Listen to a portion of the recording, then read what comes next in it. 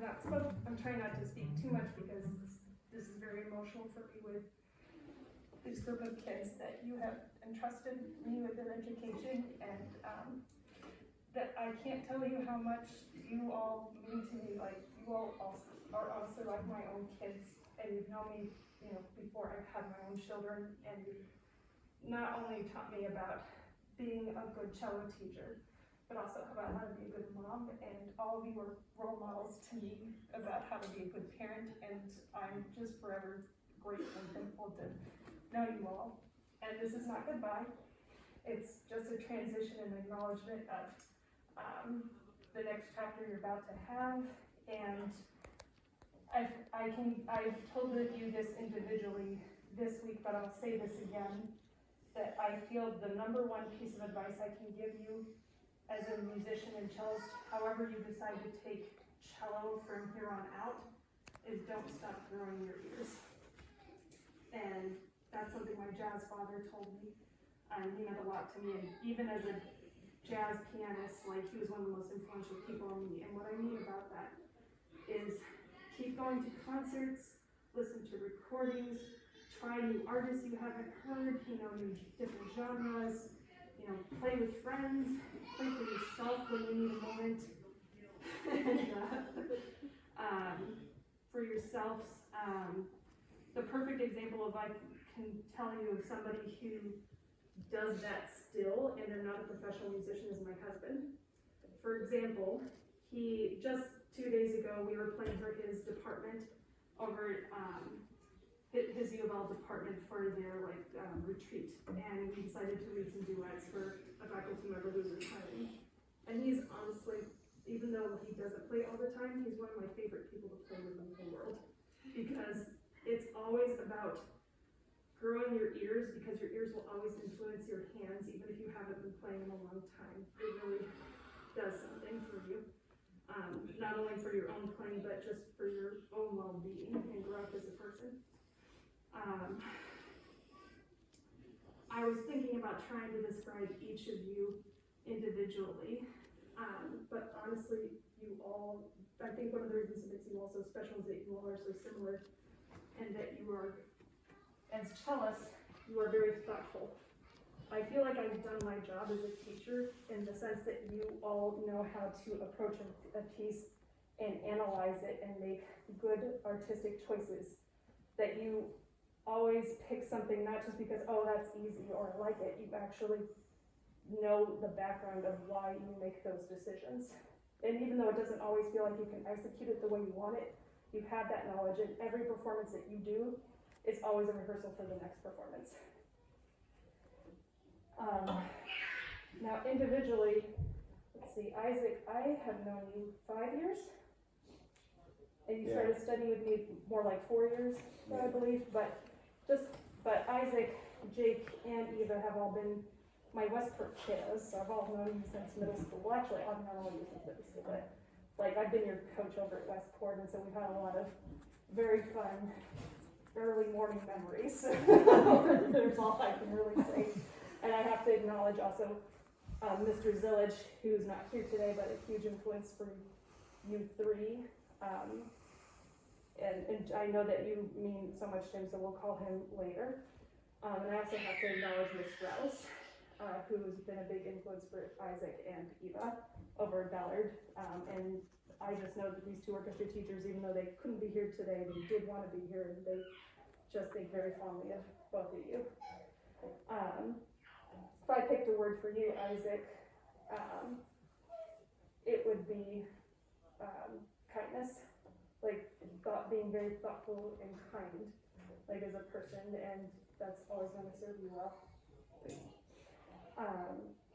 Addie, I've known you now since 7th grade? Yeah, I think it's 7th grade. And I think you met Wayne first over at the Suzuki Institute, and it's been a back and forth, and I think it's worked well between the two of us. It's not something every student does, studying more than one teacher, but I know that this pairing of the three of us has always been organic and worked very well, and we've been there for you in good times and hard times, and you know how much we care about you and your family very much.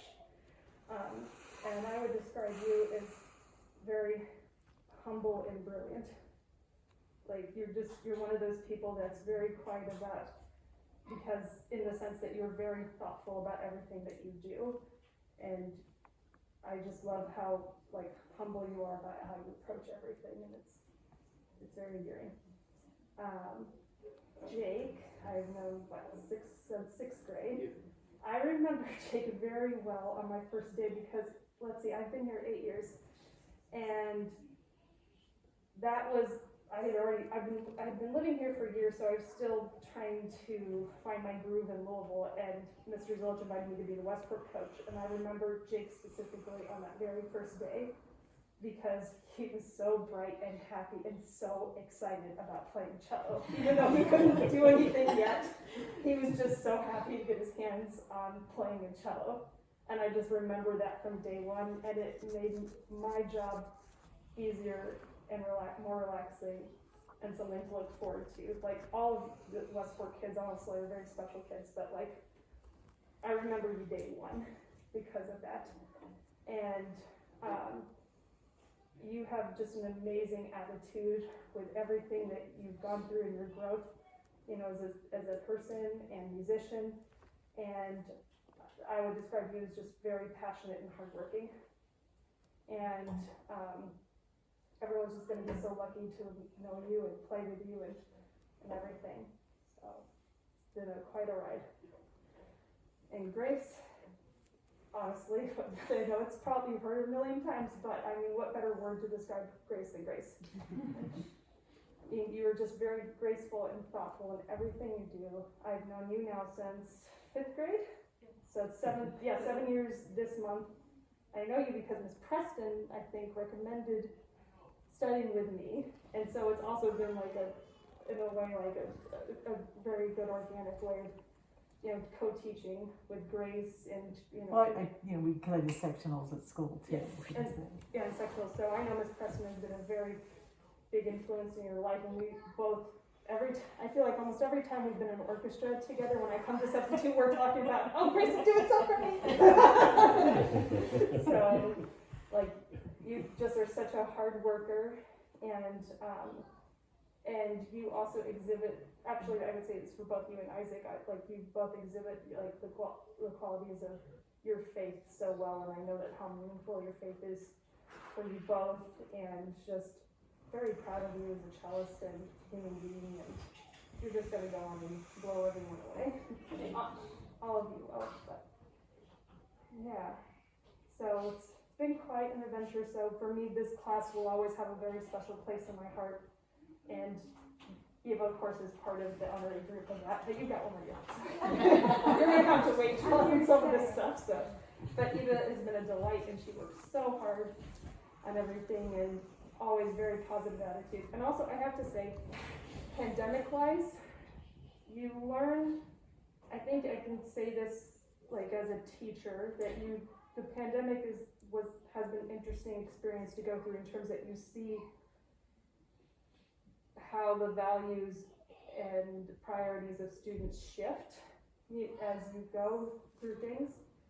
And I've been so proud of you about all of your attitude through the whole pandemic. Like you've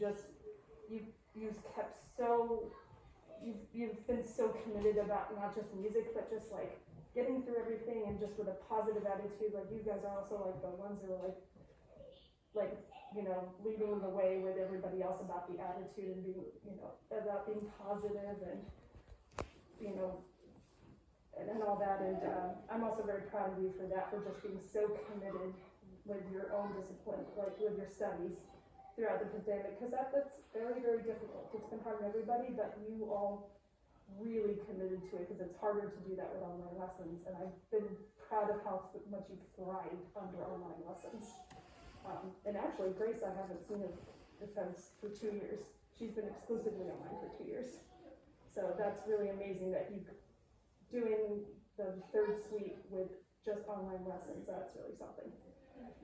So this is not goodbye. My door is always open to you guys for extra lessons, like giving me a call and a text, you know, to just catch up. having a cup of coffee, having a meal, wanting to play with kids, like, and also babysitting is always on the table for me. If you ever need any extra, like, college money, like, just let me know. And just to the parents, like, you all are just such amazing families, and it's such a privilege to get to know you, and thank you for giving me the privilege of being part of your children's lives. Very meaningful to me. Okay, so let's read a short farewell. This is an arrangement I put together, so there might be some interesting mistakes, but that's okay. We're just doing this for fun for ourselves. Yep.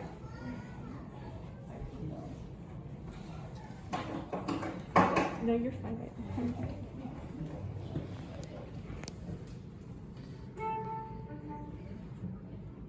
So I start this, and then Further back. most of us come in after that. So 1, 2, 3, 2.